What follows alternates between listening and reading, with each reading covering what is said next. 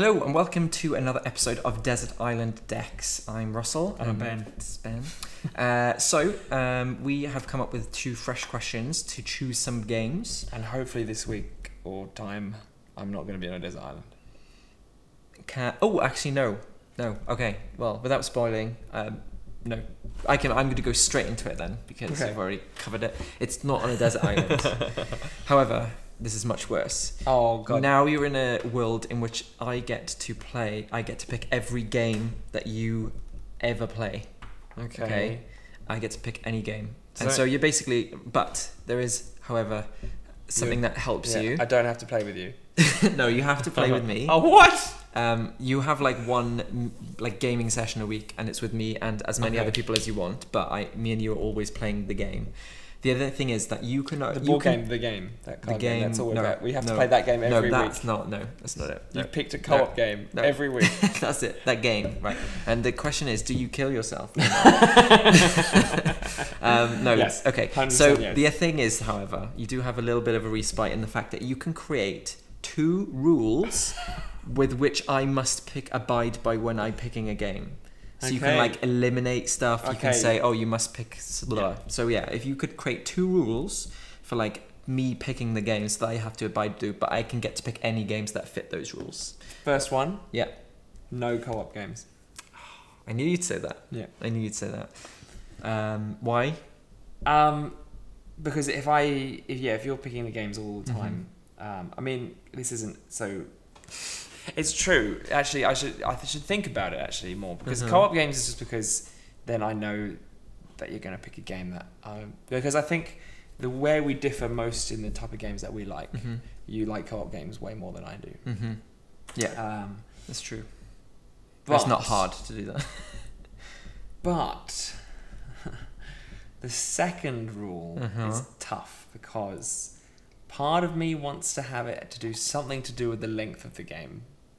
Because if I have to play with you, then shorter games might be better. Not because I'm playing with you for less, just because your turns are shorter. But the thing is, only games you can ever play are with me. That's the problem. And as many other people as you want, but I have to be playing them. This is just that one time a week, or any time I ever want to play a game? Any time you play games. So that's what makes it tricky. Okay, so I'm happy with no co-op. My second rule would be you have to let me win.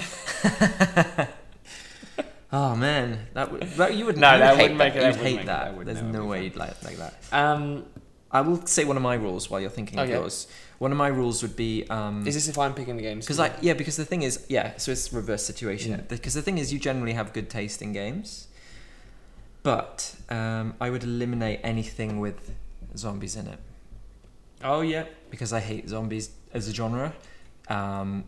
Because I think that I can't think of a game I'm like, that would be the exception to me not being able to play any zombie rules. Yeah, no, not interested. It's upside down. This one. No, not interested in that. This one? So that's one of mine. And the other one would probably be a game which is no diplomatic games. No diplomatic games? No. They're all the good games. No purely diplomatic games. So Cosmic Encounter, for example. That's a diplomatic game? Yeah, it's not purely though. Oh, okay. Because there is strategy behind it. You're just making it so I can't pick diplomacies, that's it? Yeah.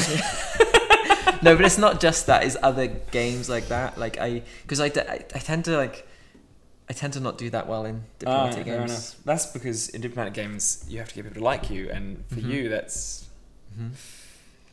my second rule... Yeah. No take that games. Oh, okay. Alright. I think that's fair. Yeah. And because obviously you hate them. Well, I don't hate all of them. I just hate most of them. There aren't very many games I'm like, that's a very good take that game. But it's annoying, isn't it? Because it's a rule. Yeah. There might be a good one and you can never play that ever again. This one. Which one? The Epic Spell Wars. Oh, I hate that. Man, no, let me change my rule. No Epic Spell Wars. No, but that's included in Take That, so we don't have to play that. Okay, fine. All right. So my rules: no co-op, no Take That. Mine so is Take That co-op games, just they're right out of there. Yeah. No, well, I can't think of any. There's no take that co-op games. Surely it's in the very nature. Take that, the person who I'm on my side. Take that game. Take that game. Yeah. All right. Okay. So that's my question. What's yours? My question. You spent so long on the desert island. Basically doing one of my turns. That's right. And it was so sunny and bright. You've actually gone blind. Oh. What game would be the first game after becoming blind that you would make a version that you can now play? And how would you do it? That's one of my fears is going blind, actually. Because it's a real thing that you could imagine. It's like, and I've personally not seen it, but I think one game that I would work on is Love Letter. Okay. Because it would be quite... There's two ways you could do it. I think you could just simply put Braille on the corner just bumps of the on the card. so that you would know as soon as you were holding the card what it was, but it was on this side of the card so that you wouldn't be able to see it from the front. Yeah. Or another way of doing it is you could put a QR code in the corner of the tag, and then you have a phone with earphones. Which speaks it out to you. And you just hold your phone up, and it will then tell you what it is. That would solve a lot of card games, actually, if you could just relay the information through. That's really clever. So, but if you were blind, what's one of the first games that you would... Because I think Love Letter would be fantastic. You could really get into that game. And it would be so nice to be able to play... Love Letter with someone who's visually impaired. But what's one of the first games we would work on? Not Mage Knight. That's a lot of Braille. Yeah. I'm assuming you can learn Braille and stuff, so that's still a viable. I'm curious if there have been any games that work as they are for blind people. Yeah, I haven't done research into it. Chess, I guess. You could chess, because it's open information. But you can actually really feel clever. But you would have to then go through and feel all of the other pieces and be like, oh, I think if you knocked one over, that would just you knock over your own king while you're doing it. You're like, oh, I lost again.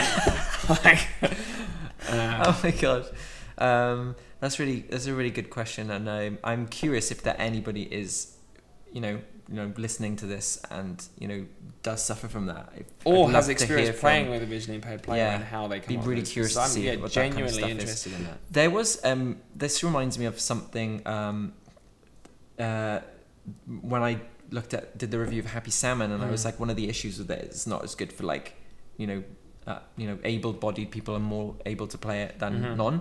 And then the designer, I think, got in touch with us and was like, no, but there's a version of it where instead of doing the switcheroo, you can actually just swap the cards. And I was like, that's really clever, because they've thought about that. That's really good.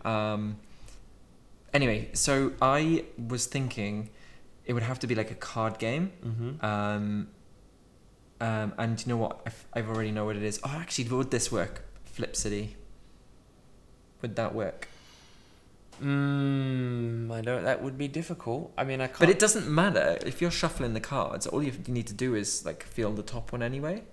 Do you know what I mean? No, that's true. So you could do that. But I don't know if that's cheating. When you've played lots of cards down there and you have to look at how many sad faces and the money you've got, it would be harder to. Oh yeah, that's true. But this isn't about. This is certain. I think it's possible though. I think it's possible. It would just not be the easiest one. Oh, but the thing is, I do really actually enjoy that game. Yeah. Yeah, maybe that one, or something like it's got to be a game where you don't have to retain a lot of information to play. I think you could play Spyfall, but you can't. You'd have to be able to read people by the way they're hearing. Yeah. And they're doing the same kind of thing where you. And plus, you would have to just play it so much you knew all the locations. Oh my god, that would actually be better. Not being able to see people, because then you can look or look. Look. Coup would Why be do I good keep as saying well. that? Coup, yeah, especially if they're just on the underside of the card, because you just have to go right, that's it. And it's not a lot that you have to retain. All you need to know is your two cards, and then you just have to remember what other people have said. Yeah, and I reckon it might help. Being visually impaired, being able to hear in people's voices and things, you may have a little advantage with. Yeah, you might maybe able to learn how to read people's intonations and find out where people are lying. I don't know, or is that just silly because Daredevil. That's not actually. I'm sure that's not actually how it works in real life. But yeah, that's actually a really interesting topic, and I'm kind of good. It's a good question actually. Right. I'm glad we discussed that for sure. So yeah, I guess that's what I would do is just Flip City because it's a really easy game. Yeah. It's doable. It's probably not going to be easy to make it so that that it is playable fully with all the cards on the table and stuff. But I still think it's possible. And I'm assuming you don't have to like play it's possible to play with other visually impaired, but it would actually be because if you're playing with somebody who isn't, and they can just say, you have this card, you have this much money. How much money have I got? How many? Yeah. You will go bust if you play that card. Or maybe you just go, no, you won't go bust. Oh, sorry, you got bust. The top card's a residence. I'm pretty sure it doesn't feel like it's a residence, trust me. So that's it.